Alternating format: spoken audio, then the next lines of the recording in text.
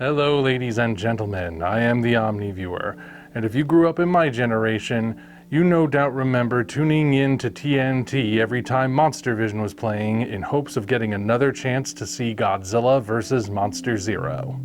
This movie, known as Invasion of Astro Monster in its native Japan, was a common sight on cable TV throughout the 90s, and many G fans still consider it a highlight of the Showa era, if not the entire Godzilla franchise. Since the movie turned 60 in 2025, now is as good a time as any to look back and remember exactly what makes it so good, even after all this time.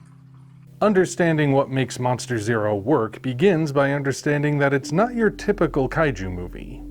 Like any genre, Kaiju Eiga has a recognizable formula that it usually adheres to, and to be clear, that formula works, but shaking it up every so often can be refreshing. The primary thing Monster Zero does that's different is to move a good chunk of the action to a completely different planet.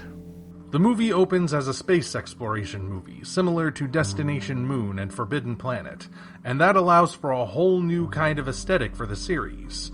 Planet X is designed to invoke how people believe the universe would look, a vision popularized by artist Chesley Bonestell. The jagged, steep rock formations and skies filled with unfamiliar constellations and alien worlds were the kind of visuals that sparked the imagination, and here they make for a unique landscape for our protagonists to explore and for our monsters to do battle in.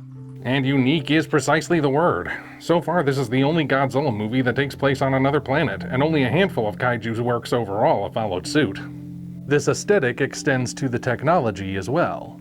These days we would call this flick retro, but it was cutting edge back in 1965, and it all looks so cool. Classic sci-fi was known for being very stylized because their contemporary decades were stylized. Unlike in the modern day where everything is sleek and uninteresting, the 50s and 60s had flair. Even the vehicles were stylish, and the vehicles in Monster Zero follow suit. The P-1 rocket ship has an instantly recognizable profile with its needle-like shape accented by 4 spires, but it also looks like a practical, reusable spacefaring vessel, thus making it a perfect blend of form and function. Then you have the flying saucers, and special attention must be paid to them. It feels like A.G. Tsuburaya and his crew really paid attention to contemporary UFO sightings because the way these saucers are depicted feels very authentic, particularly in how they move. When hovering, the saucers are eerily still, as if they are being held in place by an unseen force, but when they move quickly, smoothly, and suddenly, as if defying the laws of physics, remaining level and stable the whole time. It gives them an eeriness that truly feels otherworldly. It's especially impressive compared to other UFO movies of the decade. There's no wobbling or swaying, and the fish lines they're suspended from are practically invisible. It looks so good they could probably pass for real. Yep, not bad for a franchise people usually think is defined by bad special effects. It's clear that a lot of effort went into the sci-fi aspect of this movie, but that's just the visual level. When you look beyond that, it gets even better.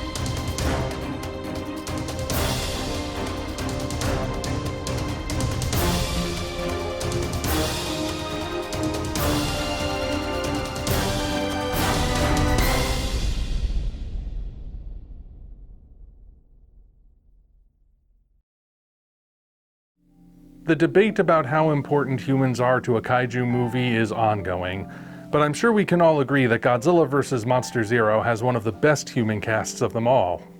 Naturally, it starts with astronauts Fuji and Glenn, our 2 de facto leads.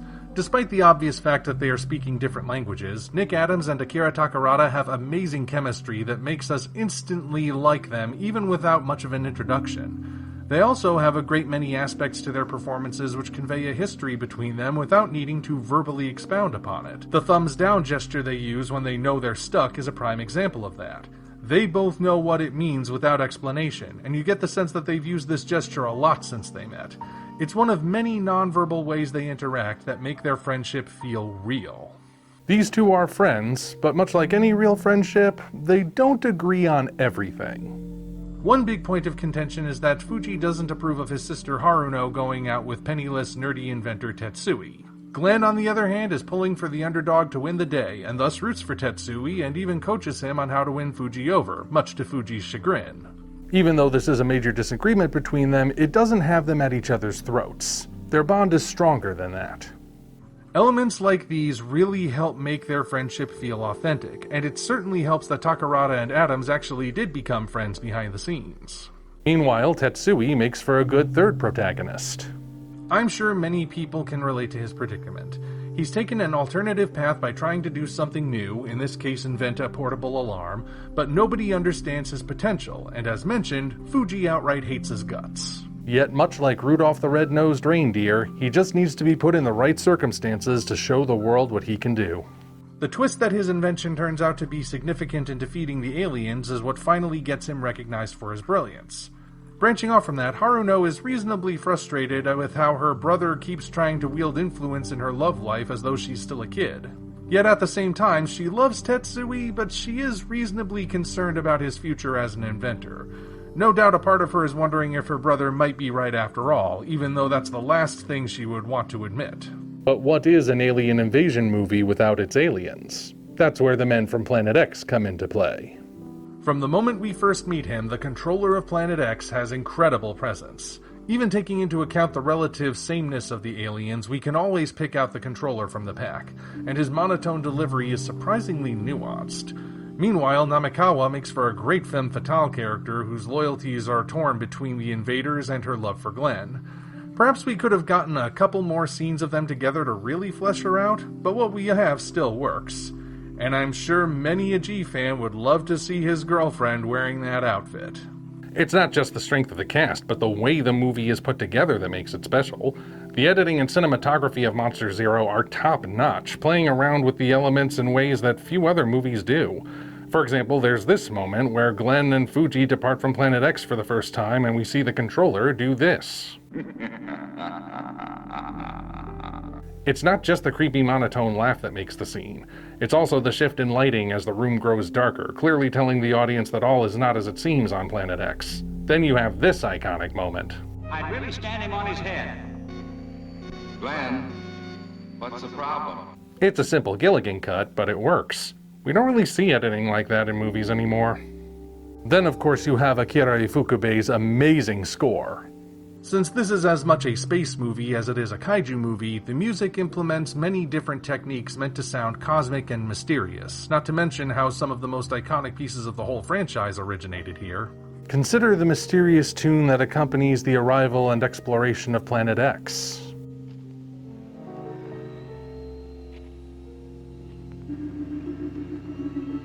And of course we have the now famous Monster Zero March.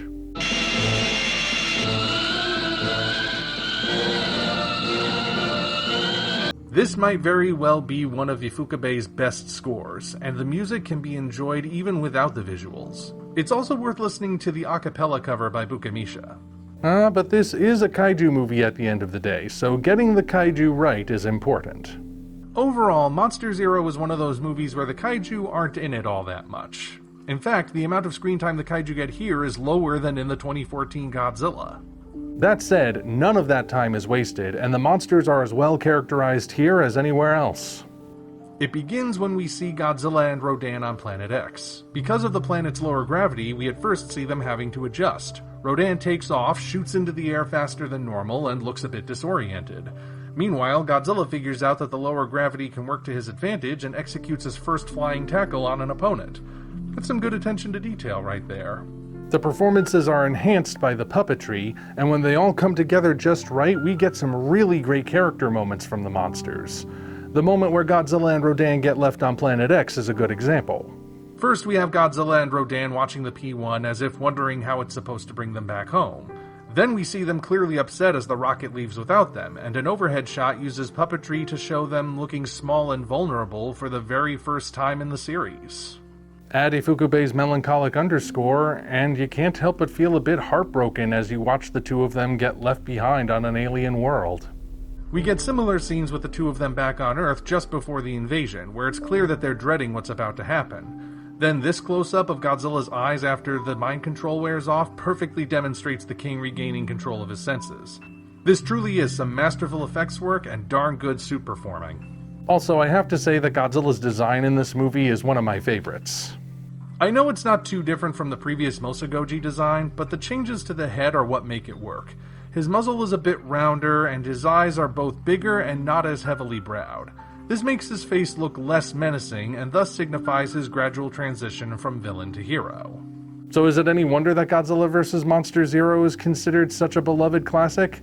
People have been loving it for years, and no doubt will be loving it for years to come. Until such time as we meet again, this is the Omni Viewer signing off.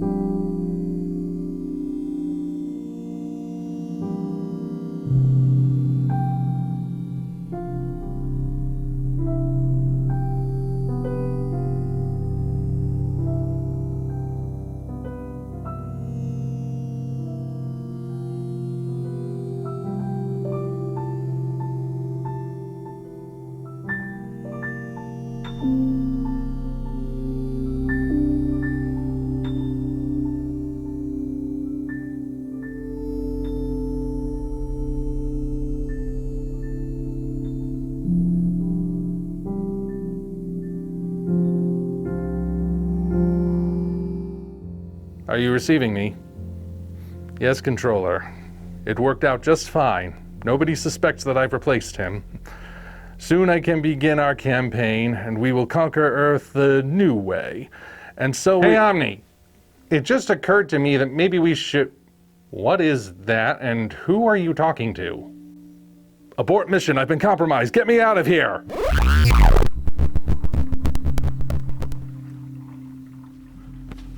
Okay, sorry I'm late. The traffic was terrible. I'm ready to shoot the... We're already recording?